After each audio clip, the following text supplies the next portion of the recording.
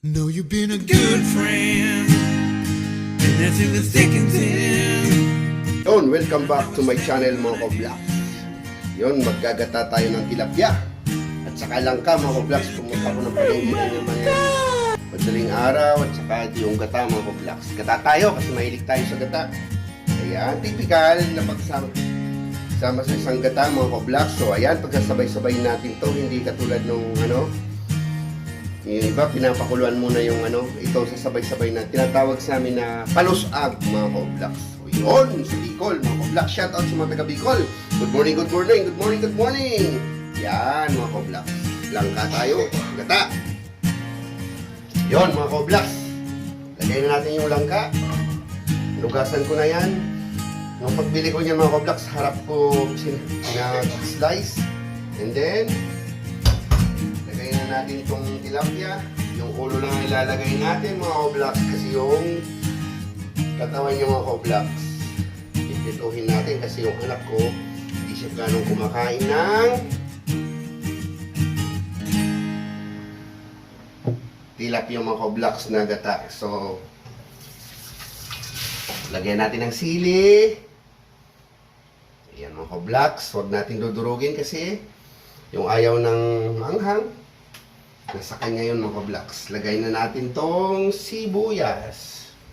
At mga ko-vlogs, ito yung dahil sa'yo. Yan sa Bicol yan mga ko-vlogs. Mabaho yan pero masarap. Hahaluan natin ng ganyan. Yan mga ko-vlogs. Tapos lagyan natin ng gata mga ko-vlogs.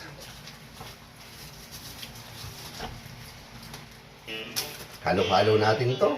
Ganun din naman.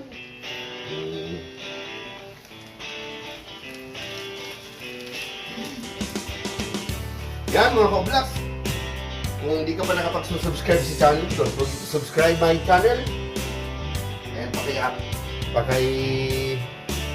click na lang ang bell button para updated ka sa mga bagong videos mga ko-vlogs. So yan. Ito yung lutong napakadali mga ko-vlogs sa gata. Mostly mga ko-vlogs sa Bicol, especially sa Tagayarigan, alam nila itong mga ko-vlogs. Yung pinaghahalo-halo lang. Yan. Lagyan natin ang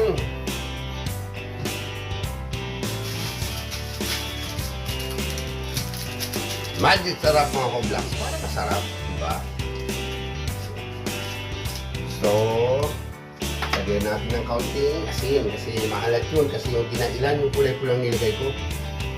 Yung mga ko-vlogs, dinurog niya na isda. Yan.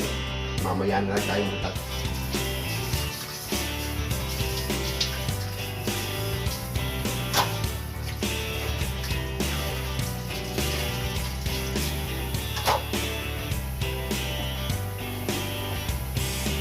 Yun mga ko-vlogs.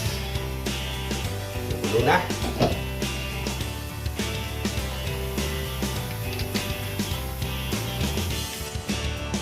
Hoy, tingnan natin.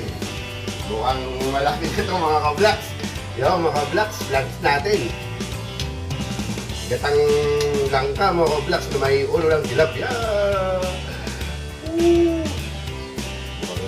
Tingnan to mga ka-vlogs. Kainan na. Ayan mga ka-vlogs, luto na po siya. Maya papatayin na natin to. Bago mapatay pa ng iba. Ayan.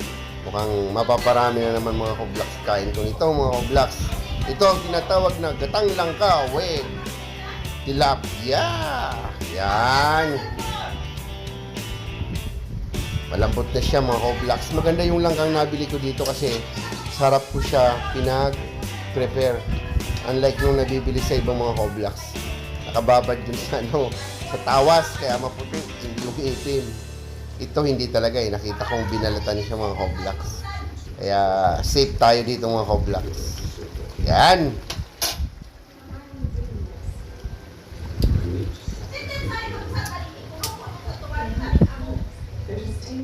So yun mga ko-vlogs, dahil nagugutom na ako, hanggang dito na lang aking videos. See you in next vlog. Bye-bye!